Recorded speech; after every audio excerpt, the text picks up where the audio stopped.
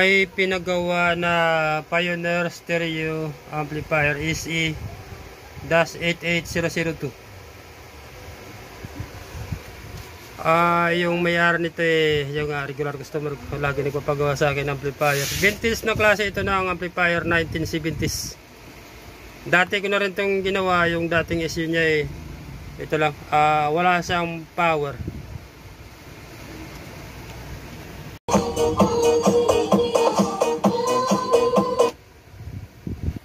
Yung isa ngayon, yung issue nito yung sabi ng may-ari, pag nilikasan itong volume niya, namamatay yung itong amplifier, nagpo-protect siya. Sabi ko nga baka nasa speaker. Sabi niya hindi. Marami na kasi siyang speaker na tinisting. At isa pa, tinanong niya rin ito sa mga group sa online, group yata ng mga vintage, na tinatanong niya kung ano yung sira.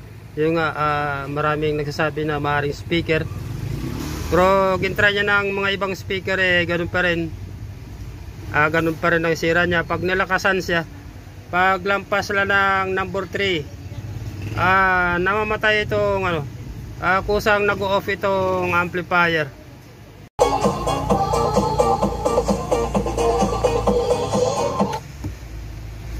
Ang ganda ng amplifier na ito. Yan. Kita mo naman sa kanyang itsura maring makakasing edad ko ito.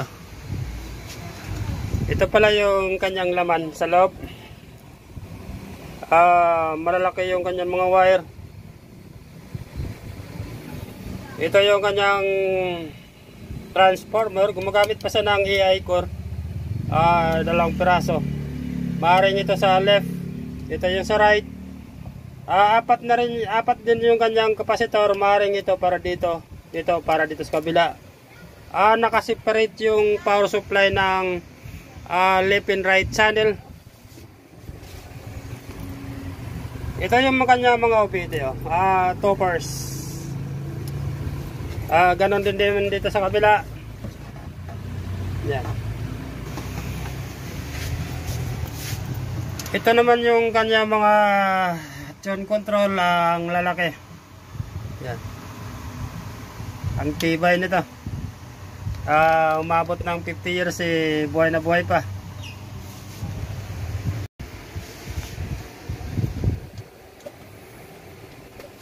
Ito yung kanyang likod. Puno 1, puno 2, tuner, auxiliary.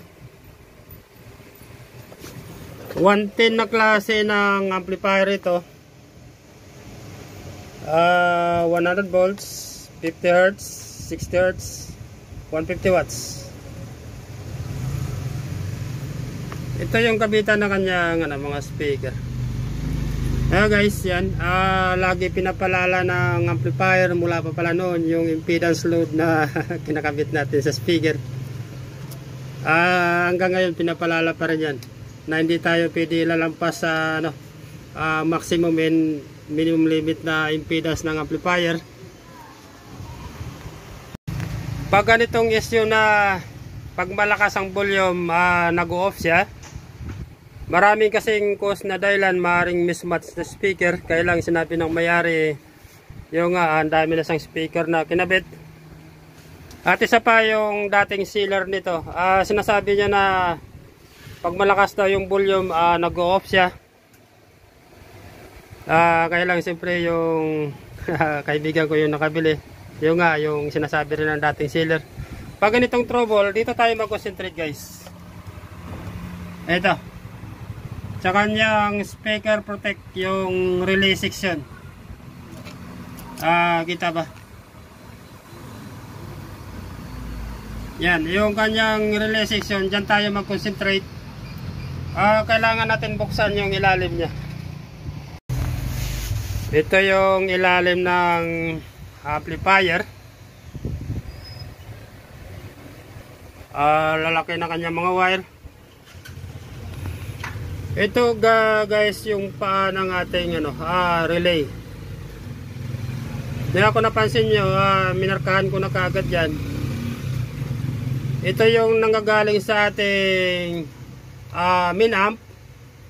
Ito, hindi ko sure kung left and right. Yung kanyang out, papasok na dito yan guys sa sa speaker select. Ito. Pupunta na yan doon sa kabitan ng speaker sa likod. Kaya dito tayo mag-concentrate. Kukunin ko lang yung aking mahiwagang multitester. Titingnan natin kung normal yung kanyang DC out. Titingnan ko kung naglalabasan ng DC out pag malalakas yung kanyang sound. Pero sa ngayon gagamit tayo ng hindi natin kakabitan muna ng speaker. Baka maka-copyright tayo kasi lalakasan natin yung kanyang volume. Chichikin na natin tong kanyang main amplifier out. Gagamit tayo ng analog. Mas mabilis kasi ito makadetect pag may mga leak. Una, isi-set natin to sa AC. AC kasi ang lumalabas sa ating amplifier. Ito guys. Mukhang wala pang sound. Yan. Kung napansin yung takbo ng ating meter, ibig sabihin dapat umaandar na yung ating amplifier kung mayroon siya nakakabit na speaker. Kaya lang hindi natin kinabitan na speaker. Ito kasi yung kanyang out. Yan. Ngayon titingnan natin yan kung mayroon siyang leak na voltahe. Isiset na naman natin to sa DCB. Yan, times 10.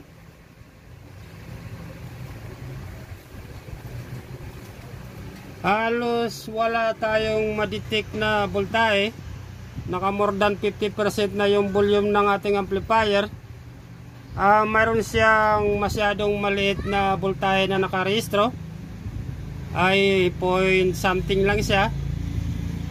Ganun din sa kabila. Kung bakas ilipat sa 2.5. Yan.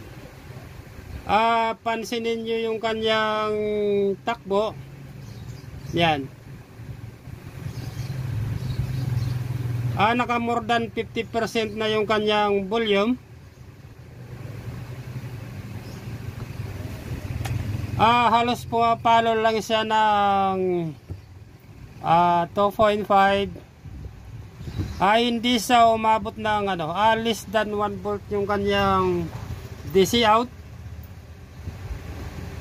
Kung baka sa pero actually na halos naka more than 50% na yung volume ng ating amplifier. Pag ganitong issue na medyo parang normal naman yung kanyang DC out, dito tayo mag-concentrate sa kanyang relay section. Dito. Isa-isahin natin muna yan kung mayroon siya nag-leak na capacitor o transistor. Hanapin ko muna guys kung mayroon siyang leak.